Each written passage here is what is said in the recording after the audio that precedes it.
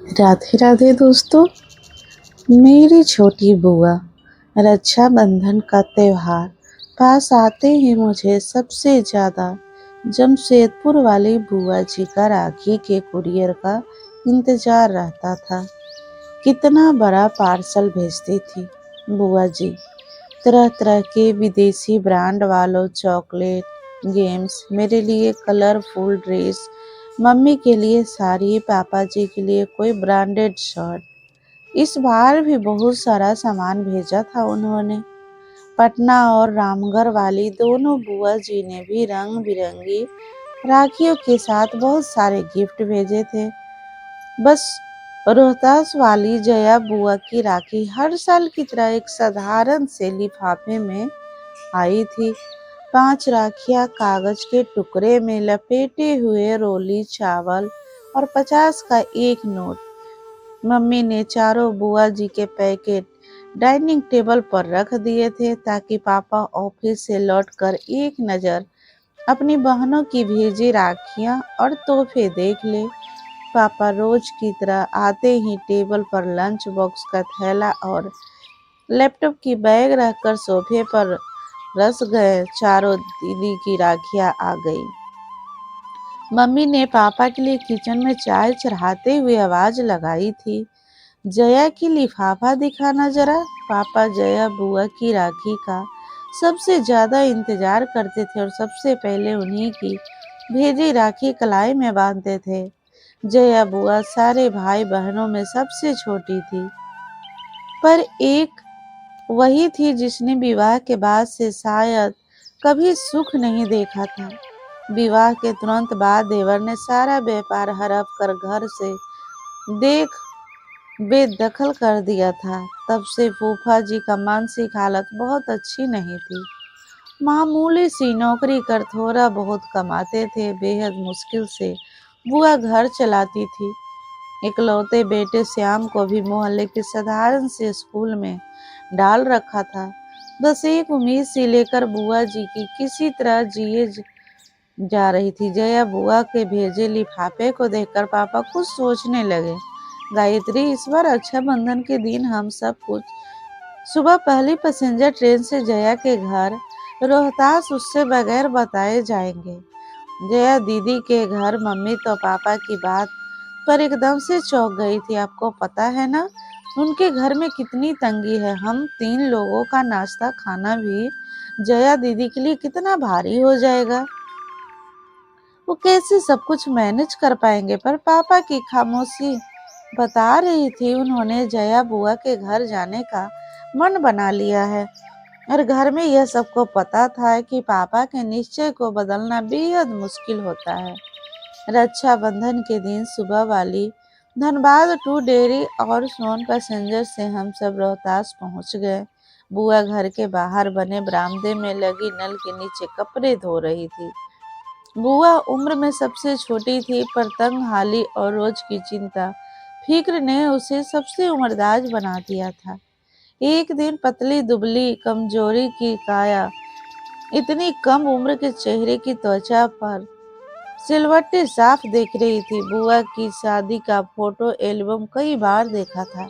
शादी में बुआ की खूबसूरती का कोई जवाब नहीं था। शादी के बाद के 11 वर्षों की परेशानियों ने बुआ जी को कितना बदल दिया था। बेहद पुरानी घिसी सी साड़ी में बुआ के दूर से ही पापा मम्मी को छन देखते जा रहे थे। पापा की आंखें डबडबा सी गई। हमेशा पर नजरें पड़ते ही बुआ की एकदम चौंक गई थी। उन्हें समझ नहीं आ रहा था कि वह कैसे और क्या प्रतिक्रिया दे। अपने बिखरे बालों को संभालने अस्त व्यस्त परे घर को दुरुस्त कर रहे। उसके घर तो वर्षों से कोई मेहमान नहीं आया था। वह तो जैसे जमाने पहले भूल चुकी थी कि मेहमानों को घर के अंदर आने को कैसे कहा जाता है। बुआ जी के बारे में सब बताते हैं कि बचपन से उन्हें साफ सफाई और सजने संवरने का बेहद शौक था। आज पर देखा तो कि अभाव और चिंता कैसे इंसान को अंदर से दीवकर रख जाती है।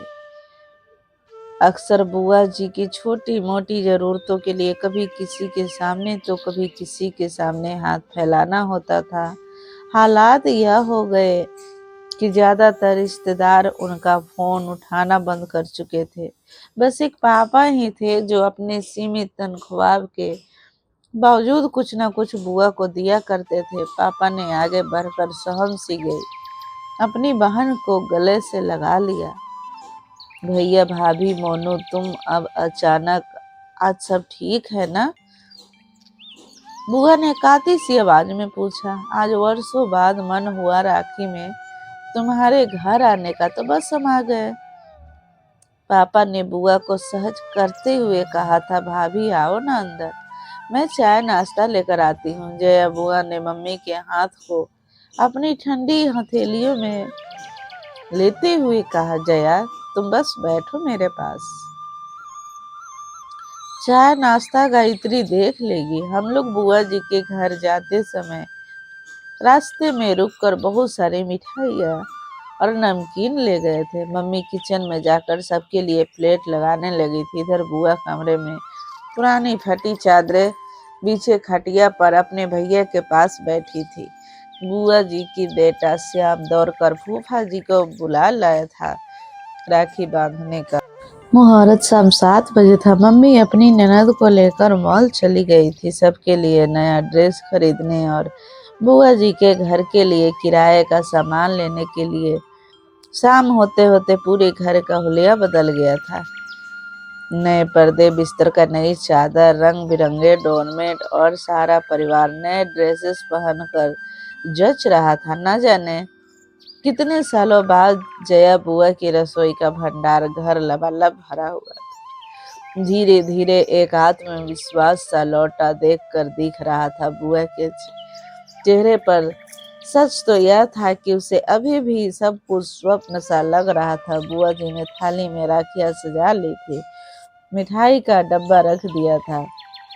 जैसे ही पापा को तिलक करने लगी, पापा ने बुआ को रोकने को कहा। भी आश्चर्यचकित थे। 10 मिनट रुक जाओ, तुम्हारी दूसरी बहनें भी बस पहुंचने वाली है। 10 मिनट रुक जाओ, तुम्हारी दूसरी बहनें भी बस पहुंचने वाली है, पापा ने मुस्कुराते हुए कहा। तो सभी पापा को देखते रह गए। तभी बाहर दरवाजे पर गाड़ियों की हॉर्न की आवाज सुनकर बुआ, मम्मी और फूफा जी दौड़कर बाहर आए तो तीनों बुआ का पूरा परिवार सामने था। जया बुआ का घर मेहमानों से खचाखच भर गया था। महाराजगंज वाली नीलम बुआ बताने लगी कि कुछ समय पहले उन्होंने पापा को कहा था कि क्यों न सब मिलकर चारों धाम की यात्रा पर निकलते हैं। बस पापा ने उसी दिन तीनों बहनों को फोन किया कि अब 4 धाम की यात्रा का समय आ गया है।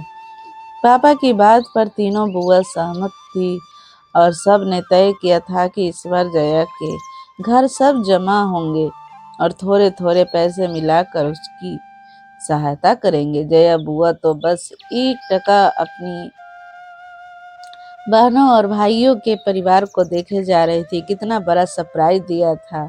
आज सबने उसे सारी बहनों से वह गले मिलती जा रही थी। सबने पापा को राखी बांधी। ऐसा रक्षाबंधन शायद पहली बार था। सबके लिए रात एक बड़े रेस्तरां में हम सभी ने डिनर किया, फिर गप्पे करते जाने कब काफी रात हो चुकी थी। अभी भी जया बुआ ज्यादा बोल रही थी तो बस बीच बीच में छलाक लाते अपने आंसू पोंछ लेती। बीच आंगन में ही सब चादर बिछाकर लेट गए थे।